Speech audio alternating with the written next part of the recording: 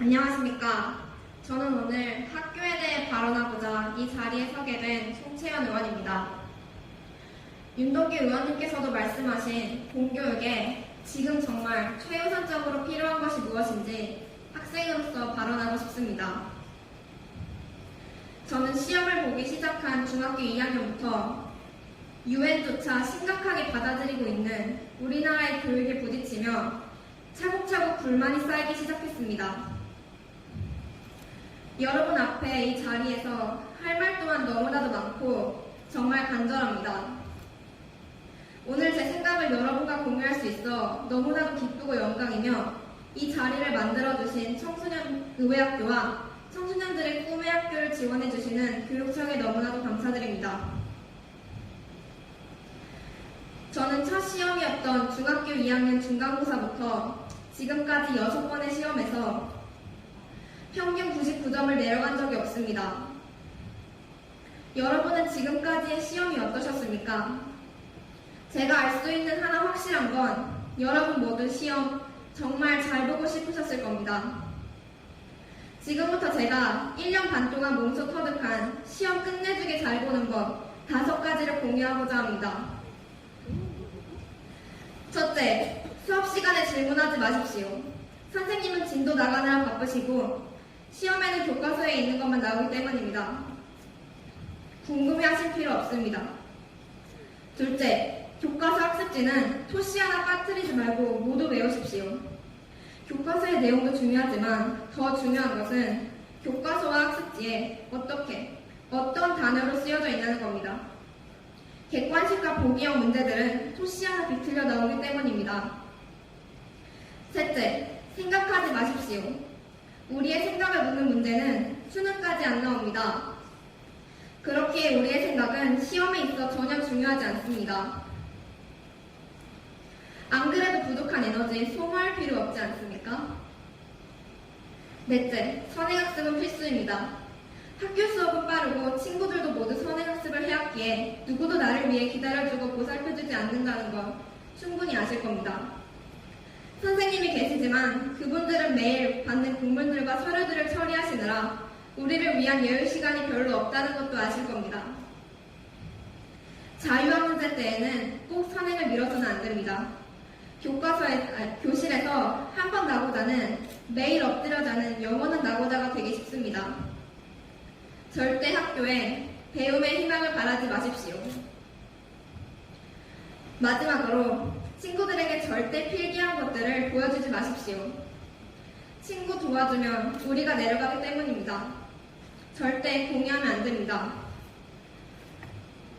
저는 어렸을 때부터 항상 1등을 하고 싶었습니다. 그래서 처음엔 항상 전교 1등을 놓치고 싶지 않았습니다.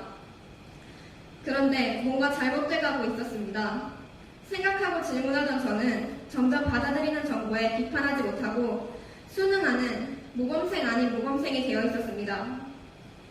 저는 1등을 했지만 모든 것을 잃은 것 같았습니다. 우리가 살고 있는 정보의 세상에서는 결코 로봇과 같이 정보만 가지고 있어서는 안 된다고 생각했기에 로봇과 같아지고 있던 저는 그때부터 제 자신을 독서로 정비하기 시작했습니다. 독서는 제가 한국의 공교육에서 벗어나 찾은 유일한 저만의 길입니다. 하지만 고등학교 때는 저만의 길도 걸어가지 못할 것입니다. 눈만 뜨면 공부하고 눈만 감으면 바로 아침이 오는 생활에 지친 저를 생각하면 가슴이 죄어오는 듯이 답답해집니다. 고등학교에 가서 경험할 스트레스는 튼튼한 집을 지으며 생기는 스트레스가 아닌 포식자를 피하며 안절부절하는 스트레스일 것입니다. 주어진 정보로 올바른 판단을 내리고 생각하고 비판하며 창조할 수 있는 사람이 살아남고 미래를 이끌어 나갈 수 있을 것이라고 생각합니다. 저는 정보만 주입받는 한국의 학생들과 그중 하나인 제 자신의 미래가 진심으로 걱정됩니다.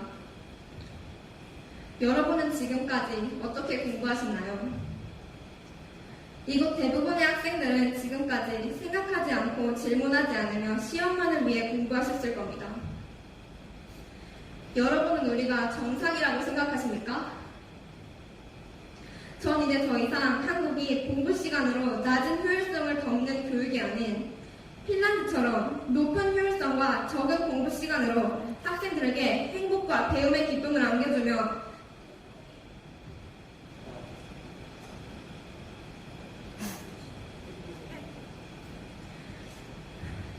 그 행복이 또 효율성을 높이는 건강한 교육을 원합니다.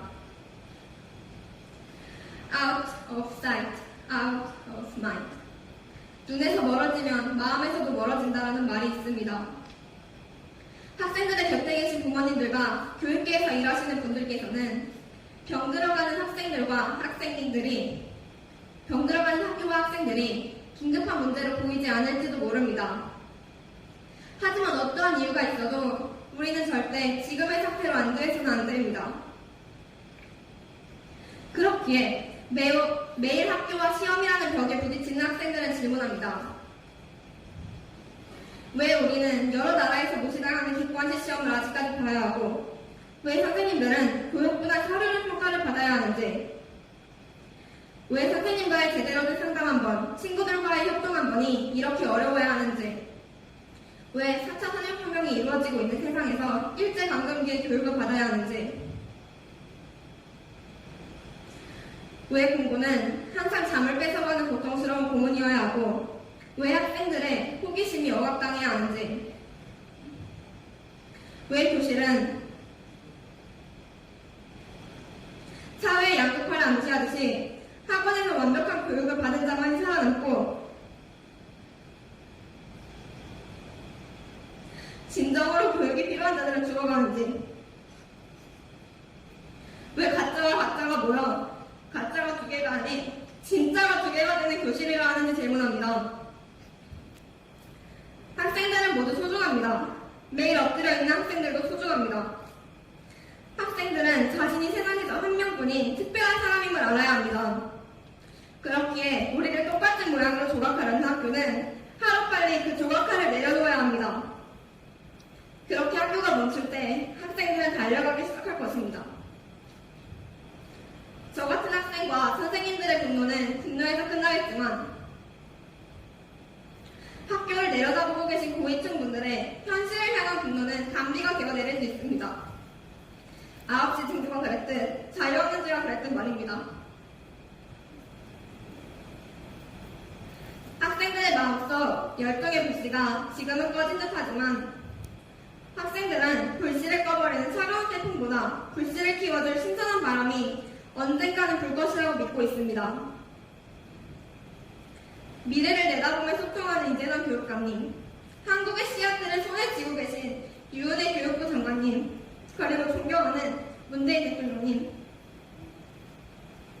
사회는 냉철한 현실이지만 학교는 애정과 사랑이 가득한 곳이 될 수 있습니다.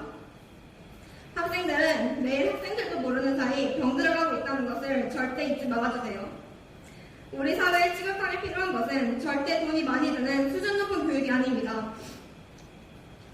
성과평가에서 벗어난 여유로운 선생님들과 하나하나 사랑받는 학생들입니다.